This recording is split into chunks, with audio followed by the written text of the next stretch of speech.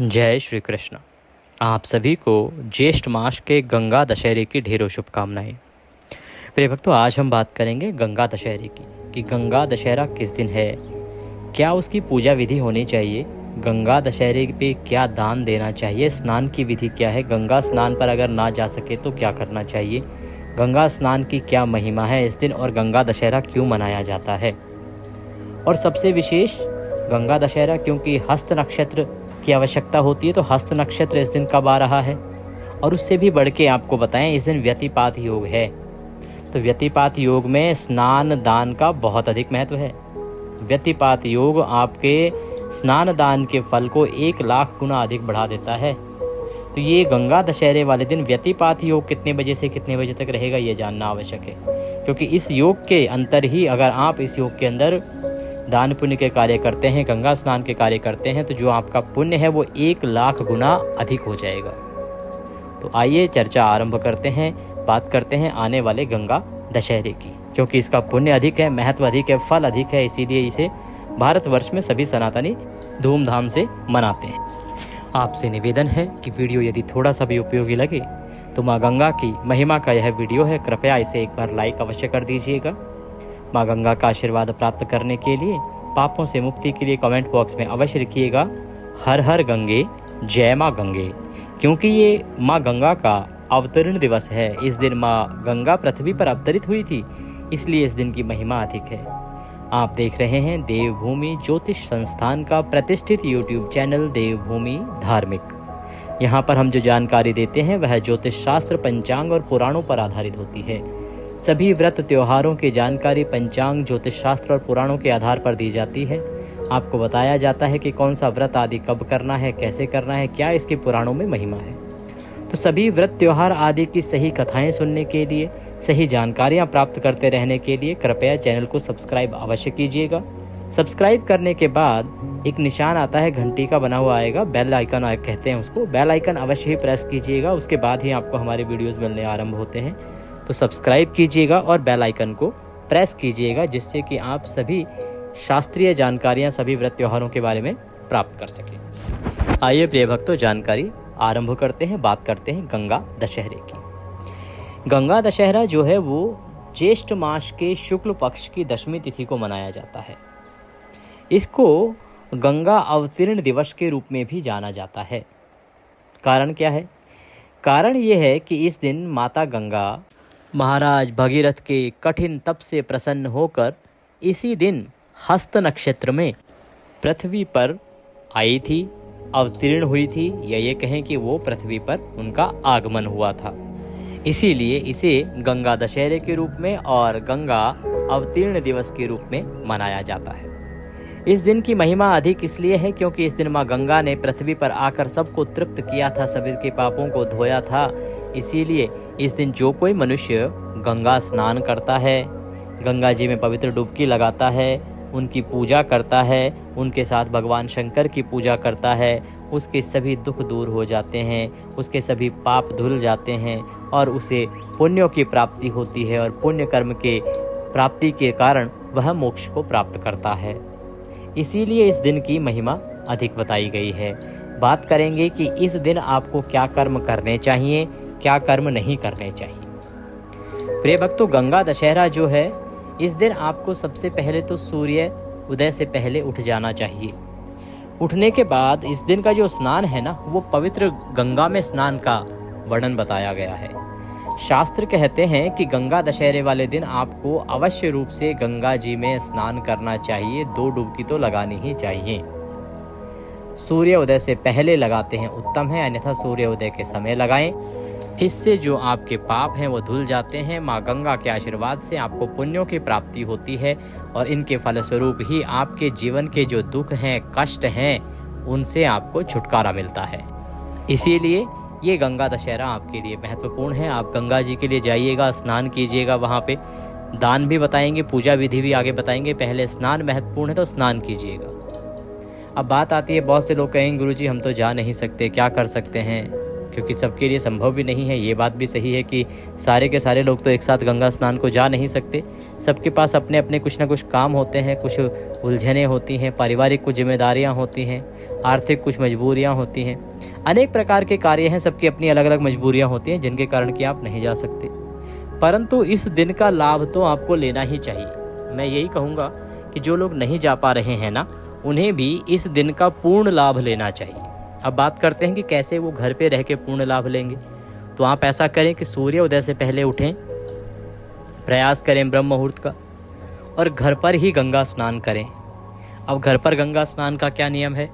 घर पर गंगा स्नान के नियम के लिए आपको ब्रह्म मुहूर्त में उठना चाहिए। उठने के बाद जो आपका नहाने का पानी है ना, उसको भरने से पहले बाल्टी को अच्छे से मांजिए, साफ़ कीजिए। उस नहाने की बाल्टी में पहले थोड़ा सा गंगा जल डालिए। गंगा जल भरिए, जितना भी आपके पास हो या जितना भी आप भर सकते हैं, थोड़ा सा गंगा जल डालिए और माँ गंगा से हाथ जोड़ के प्रार्थना कीजिए उत्तर दिशा की ओर मुख करके कि हे माँ गंगे, हम आपके स्थान पर तो नहीं आ पा रहे हैं, लेकिन आपके जल के द्वारा हम यहाँ स्नान कर रहे हैं। आप हमें इस जल के माध्यम से पवित्र कीजिए और हमारा प्रणाम यहीं से स्वीकार कीजिए। इस प्रकार निवेदन करके आप गंगा जल बाल्टी में डाल दीजिए। फिर आप शुद्ध जल भरिए। अगर संभव है तो आप उसमें थोड़े से काले तिल डाल लीजिएगा। अब आप स्नान करेंगे। स्नान करते समय आपको हर हर गंगे बोलना है। हर हर गंगे बोलते हुए स्नान कीजिए।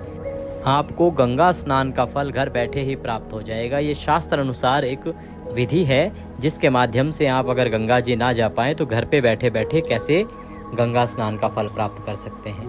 कई बार हम नहीं जा पाते तो हम भी इसी विधि को अपनाते हैं, बाकी लोगों को भी सलाह देते हैं, क्योंकि ये शास्त्र अनुसार विधि है।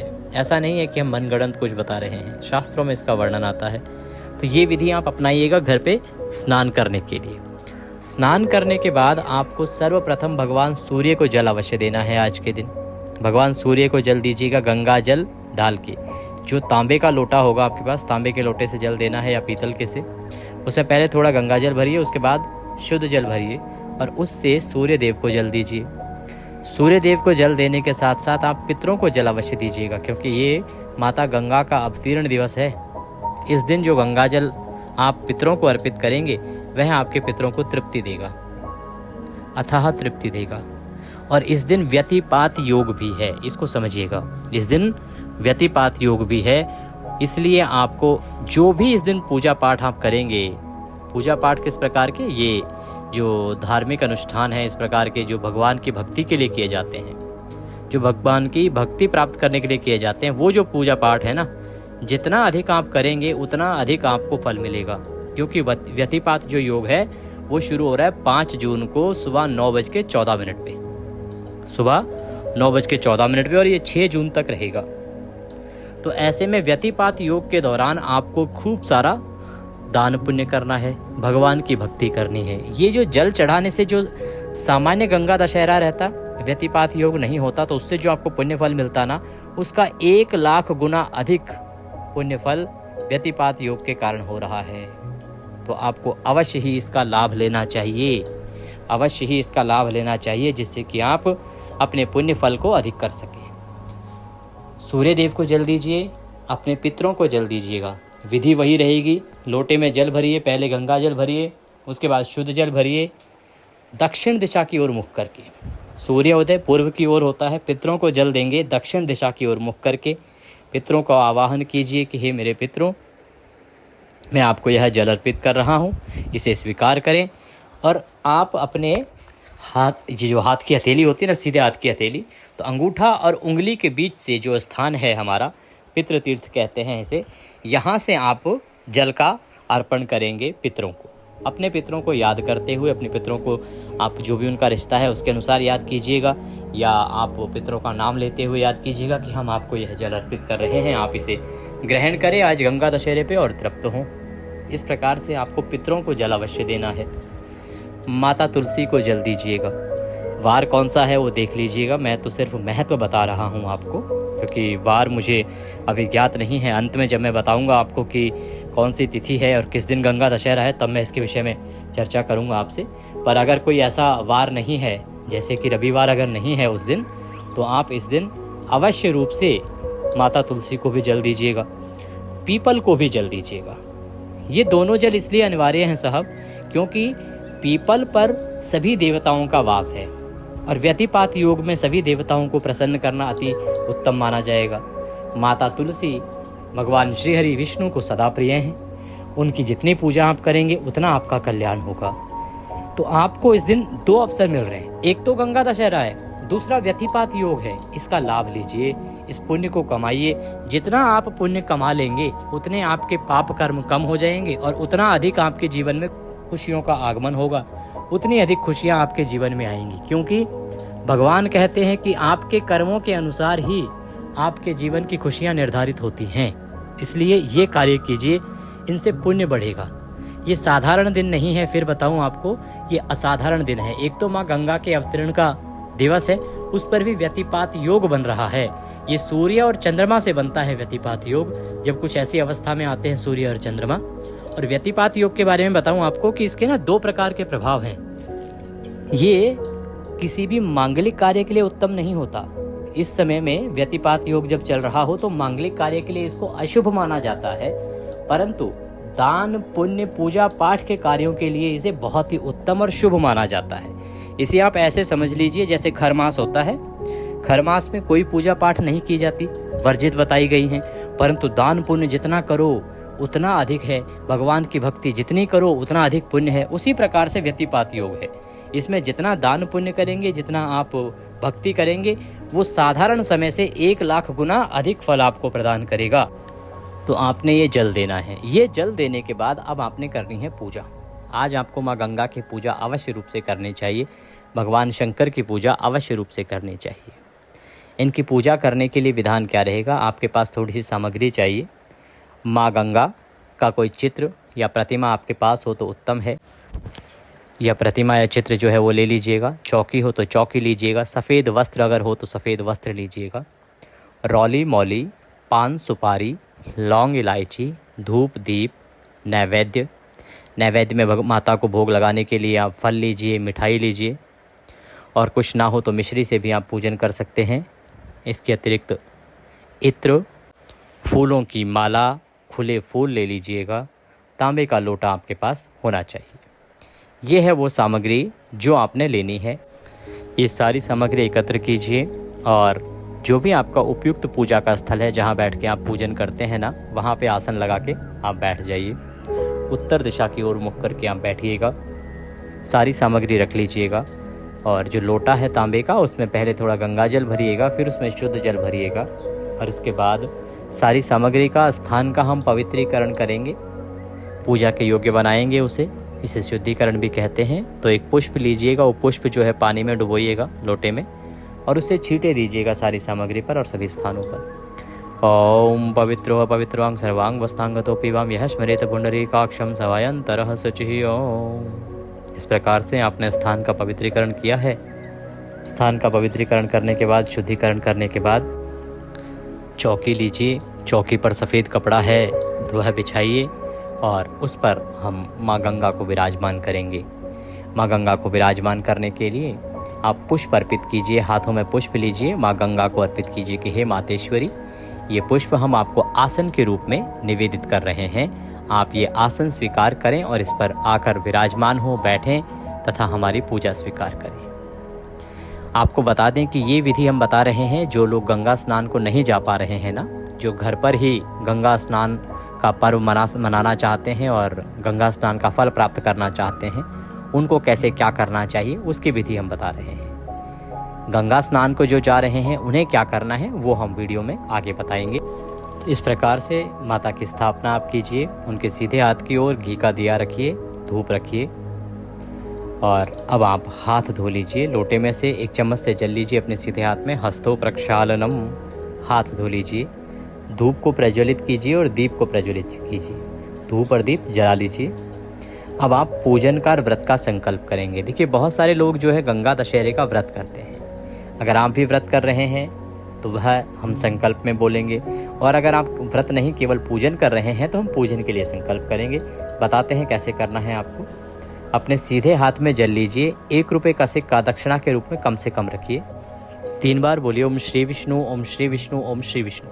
अपना नाम, अपना गोत्र, जिस स्थान पर बैठकर आप संकल्प कर रहे हैं वहाँ का मकान नंबर, क्षेत्र का नाम, शहर का नाम, ज्येष्ठ मासे शुक्ल पक्षे दशम्यायाम पुण्यतिथियो आयु आरोग्यता प्राप्त्यार्थाय सुख संपत्ति प्राप्त्यार्थाय पाप कर्म निवारणार्थाय गंगा दशहरा उपलक्ष्ये माँ गंगा पूजनम व्रतम संकल्पम संकरिष्ये। अगर खाली पूजन कर रहे हैं तो पूजनम ही बोलेंगे, व्रतम नहीं बोलेंगे, अन्यथा आप दोनों बोलिएगा। व्रतम पूजनम संकल्पम संकरिष्ये। बोलिए सौ श्री विष्णु शरणौ शरणम प्रपद्ये, और वह भगवान के चरणों में अर्पित कर दीजिए। इस प्रकार से संकल्प जो है भगवान के चरणों में अर्पित कर दीजिए। आपने ये संकल्प किया है। जब भी हम कोई पूजा पाठ करते हैं ना, तो उसमें संकल्प हमें अवश्य करना चाहिए। संकल्प जो है वो एक अनिवार्य प्रक्रिया होती है। संकल्प करने के बाद माता को पद्य अर्घ्य आचमनी अर्पित कराया जाएगा। तो माता के सामने एक पात्र रख दीजिए, कटोरी रख दीजिए, जिसमें कि आप एक एक चम्मच जल माता को पद्य अर्घ्य और आचमनी के रूप में अर्पित करेंगे। ओम भूर्भुवः श्री गंगा देव्याय नमः। गंगा अवतीर्ण दिवस निमित्तार्थाय गंगा पूजन मध्य पद्यम समर्पयामि। पद्य के रूप में एक चम्मच जल आप अर्पित कीजिए। ओम भूर्भुवः श्री गंगा देव्यै नमः। अर्घ्यम समर्पयामि। अर्घ्य के रूप में एक चम्मच जल अर्पित कीजिए। ओम भूर्भुवः श्री गंगा देव्यै नमः। आचमनीम समर्पयामि। आचमनी के रूप में एक चम्मच जल अर्पित कीजिए। इस प्रकार से पद्य अर्घ आचमनी के बाद माँ गंगा को स्नान कराएंगे। स्नान के लिए जल अर्पित कीजिएगा।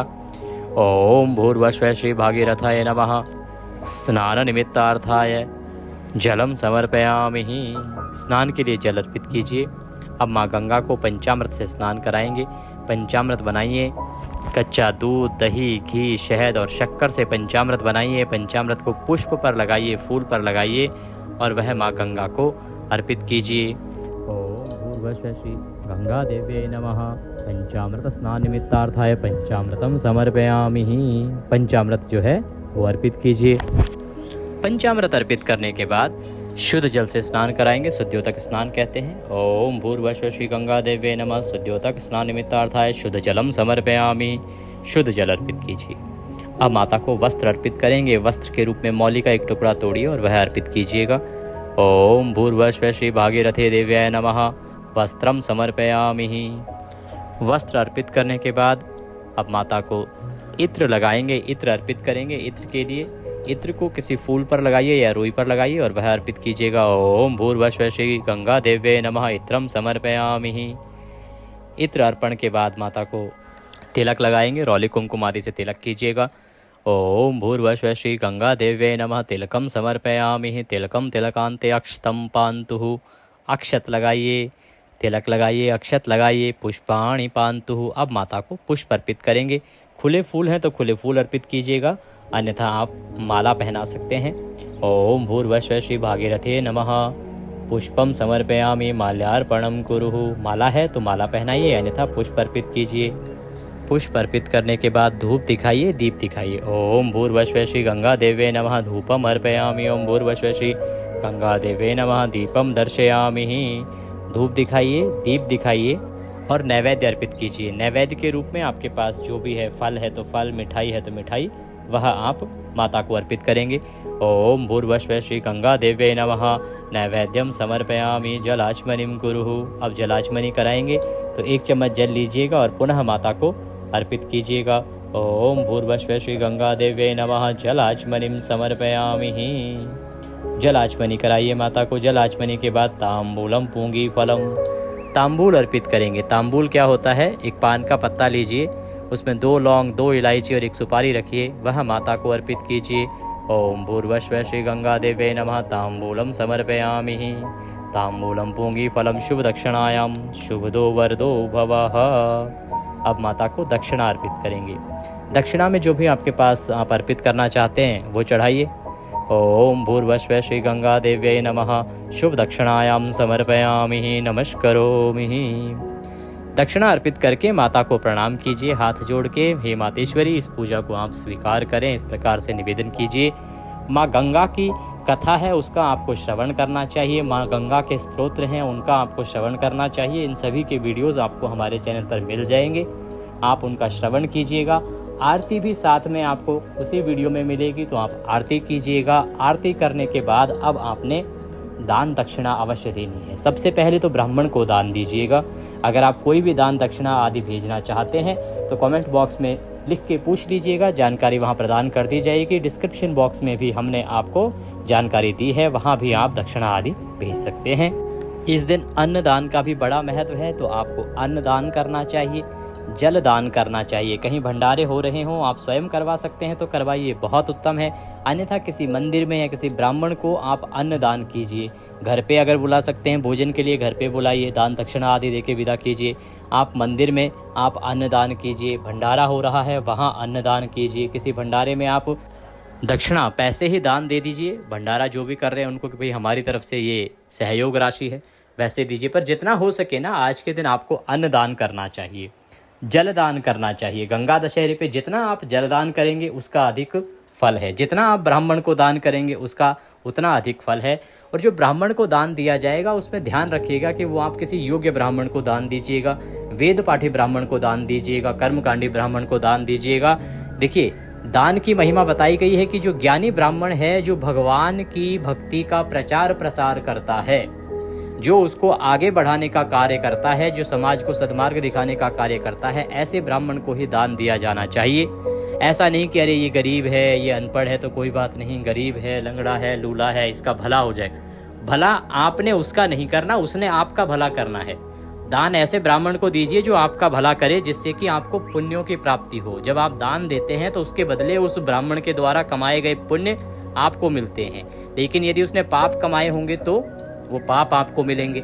और दूसरा, आपने किसी ऐसे व्यक्ति को दान दिया जिसने कि उस राशि का सदुपयोग ना किया, शाम को जाके शराब पी ली, उसका किसको आप पाप लगेगा? वो आपको लगेगा।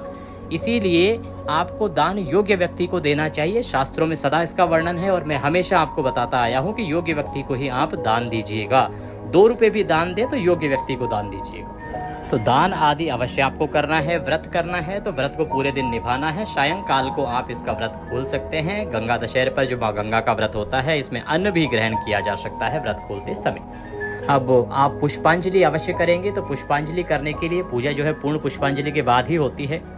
पूजा कंप्लीट करने के लिए हाथों में पुष्प लीजिए, पुष्प लेके और माँ गंगा से निवेदन कीजिए कि आवाहनम न जानामि विसर्जनम, पूजम चैवम न जानामि क्षम्यताम परमेश्वरी।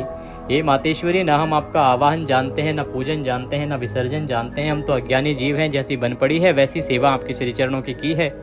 इसमें जाने अनजाने में हमसे कोई गलती, कोई त्रुटि, कोई भूल हो गई हो तो मातेश्वरी उसे क्षमा कीजिएगा और हम पर दया का आशीर्वाद प्रदान कीजिएगा। इसके निमित्त आपको अर्पित करने के लिए हमारे पास कुछ नहीं है, तन मन धन सब आप ही का है। हमारे पास क्या है? मालती मलका जाति सत्पत्रादि संयुक्तम पुष्पांजलि मया दत्तम ग्रहणाम परमेश्वरी ही।